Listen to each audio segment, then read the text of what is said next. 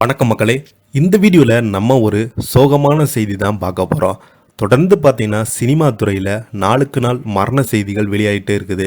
இந்த நிலையில் மீண்டும் ஹாலிவுட் சினிமாவை அதிர்ச்சியடை வைத்துள்ளது பிரபல நடிகர் மரணம். ரசிகர்கள் உச்சக்கட்டான அதிர்ச்சியில் இருந்து வராங்க. யார் அந்த பிரபலம், வாங்க இந்த வீடியோவில் பார்க்கலாம். அதுக்கு முன்னாடி முதன்முறையாக நம்ம சேனலை ஃபஸ்ட் டைம் பார்க்குறீங்கன்னா சப்ஸ்கிரைப் பண்ணாதவங்கெல்லாம் சப்ஸ்கிரைப் பண்ணிக்கோங்க. பெல் பட்டன் சிம்பளமைக்கு நம்ம சேனலோட நோட்டிஃபிகேஷனை எனபிள் பண்ணிக்கோங்க. அப்போ தான் நாங்கள் போடுற வீடியோ எல்லாமே உங்களுக்கு உடனுக்குடனே வந்து சேரும். வாங்க என்ன தகவல்னு பார்க்கலாம். ஹாலிவுட்டில் கடந்த 25 வருடங்களாக சண்டை பயிற்சியாளராக இருந்தவர் தான் கோதண்டராமன்.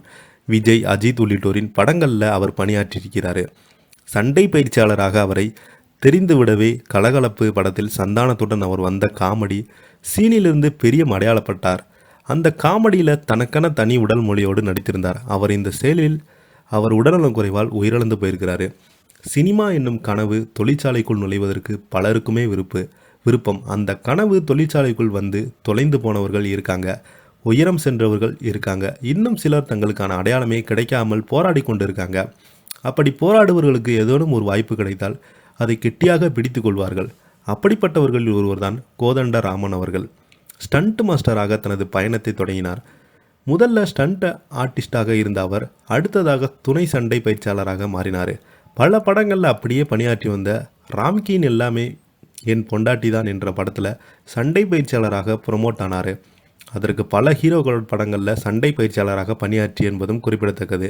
சண்டை பயிற்சியாளராக இருந்தாலும் அவ்வப்போது அவருக்கு வாய்ப்புகள் கிடைக்காமல் போகிறது. அந்த சமயத்தில் தான் எந்த ஈகோவும் இல்லாமல் துணை சண்டை பயிற்சியாளர்கள் பயன்படுத்தியிருக்காங்க. அந்த வகையில் விஜய் நடித்த திருப்பாச்சி, அஜித் நடித்த திருப்பதி போன்ற படங்களில் பணியாற்றி அவர் நடிப்பையும் விட்டு வைக்கவில்லை. பல படங்களில் குணச்சித்திர கதாபாத்திரத்தில் அவர் நடிச்சிருக்கிறாரு. படங்களில் அவர் நடித்திருந்தாலும் அவருக்கான பெரும் அடையாளத்தை பெற்றுக் கொடுத்தது என்னவென்றால் சுந்தர் இயக்கத்தில் உருவான கலகலப்பு திரைப்படம் தான்.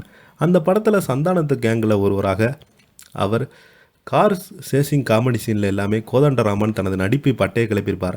மேலும் அந்த படத்தில் கோதண்டராமனை திமிங்கலம் என்று தான் சந்தானம் அழைத்து படு ஃபேமஸ் ஆகி என்பதும் குறிப்பிடத்தக்கது. இந்த வகையில் 65 வயதாகும் அவருக்கு கடந்த சில காலமாகவே உடல்நலம் சரியில்லாமல் இருந்தது. அதனையொட்டி அவர் சிகிச்சை பெற்று வந்திருக்கிறார். இப்படிப்பட்ட சூழல் இருக்க இவருக்கு சிகிச்சை பலனளிக்காமல் அவர் இன்று உயிரிழந்து போயிருக்கிறார். பெரம்பூரில் இருக்கும் அவரது வீட்டில் அவர் உயிரிழந்ததாக சொல்லப்படுகிறது.